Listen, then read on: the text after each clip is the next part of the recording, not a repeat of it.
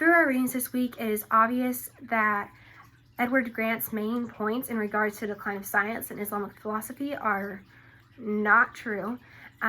This can be seen in all of our readings, but especially for his statement about it was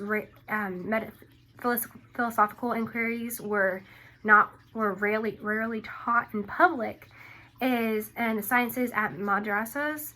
And that reading, they state that students could learn mathematical sciences, medicine, natural philosophy, and occult sciences in these madrasas, which were institutions that were promoted by the Islamic rulers at this time, and shows that philosophy was still very much a part of the education system. In more words and less, the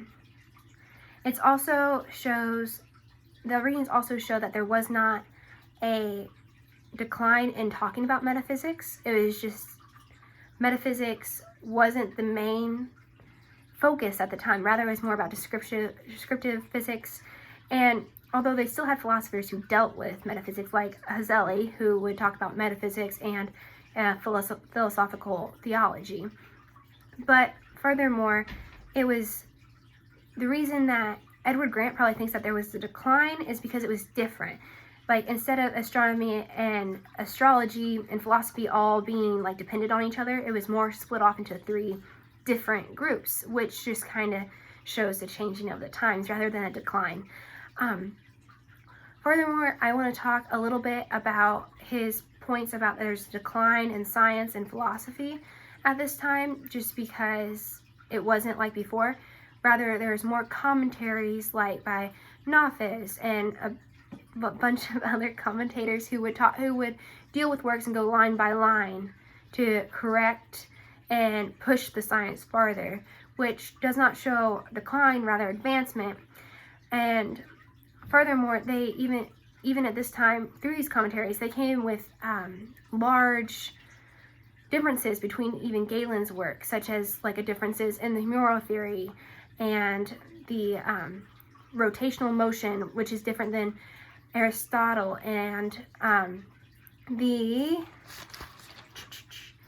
pulse. The pulse was different. The idea of how the pulse worked was also different. That goes along with rotational motion.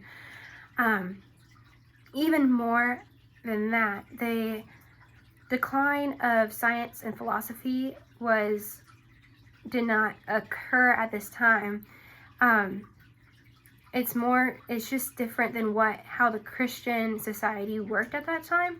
It was different because they would have like madrasas, which are different, and they would be educated at hospitals where there's lots of physicians who definitely push the medicine farther than what it was before this time period.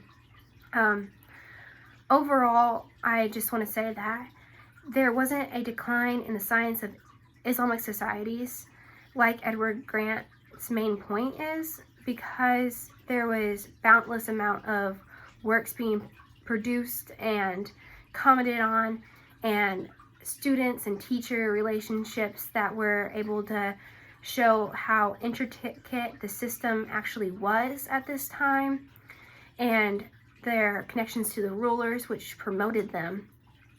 Overall, it was not a decline in Islamic society.